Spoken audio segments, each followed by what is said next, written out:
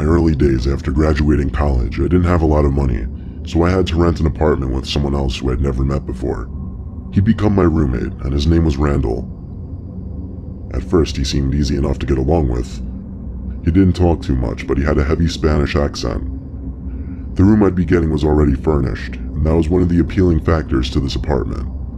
It had a twin-sized bed tucked in the corner, a nice-sized dresser, a closet, and a TV stand in another corner of the room. There were a bunch of stuffed animals sitting on the dresser though, which I found a bit odd, most notably a big teddy bear facing the bed. When I asked Randall about the stuffed animals, he gave a really loud laugh and said his room had the same thing. He recommended I leave them be as to show respect to the landlord. I didn't really talk to Randall much that first day other than that. I spent most of my time unpacking my clothes and supplies and setting up my TV. When I was laying in the bed watching TV that night, I thought I heard something. It was a very brief noise, but it was definitely audible, and it sounded like some kind of small electronic component. I chalked it up to being a house noise and continued my show. The next day, Randall wasn't home all day. I didn't know if or where he worked, but I just assumed he was at work. That night, when I was in my room watching TV, I heard the front door open, and Randall walked through the hall to his room before shutting the door. A little later, I was getting changed into my pajamas when I heard the same sound from the night before. This time without the TV noise in the background, so I heard it much clearer. It was definitely some kind of electronic device, but I didn't know what or where. It still didn't seem like a big deal, so I got into my bed and started reading my current book at the time, then went to sleep.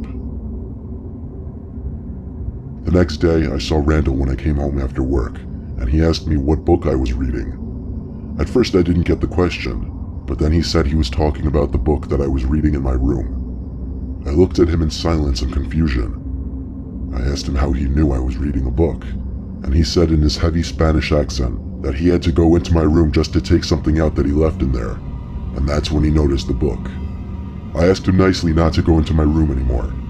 Unfortunately, there wasn't a lock on the door, so I couldn't stop him when I wasn't home. That night, when I grabbed my book from under my bed, I stopped and wondered, how would he see my book if I had it under my bed? Thinking about this now creeped me out, and I was in no mood to read anymore.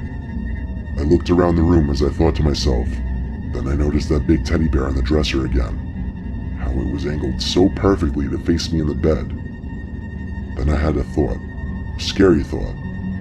I stood up and walked over to the bear, grabbed it, and looked closely into its eyes. I felt my heart skip a beat when I realized there was a camera in one of the eye holes. I threw the thing into the corner of the room and went to Randall's door and tried opening it. His door apparently had a lock because it wouldn't open, but I knew he was in there. I pounded on the door screaming his name, but he wouldn't answer.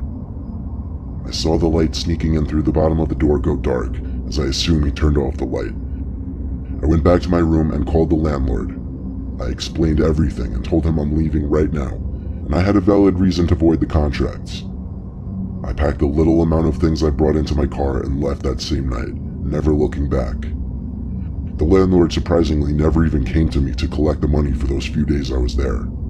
Ever since that night, I have a phobia of stuffed bears.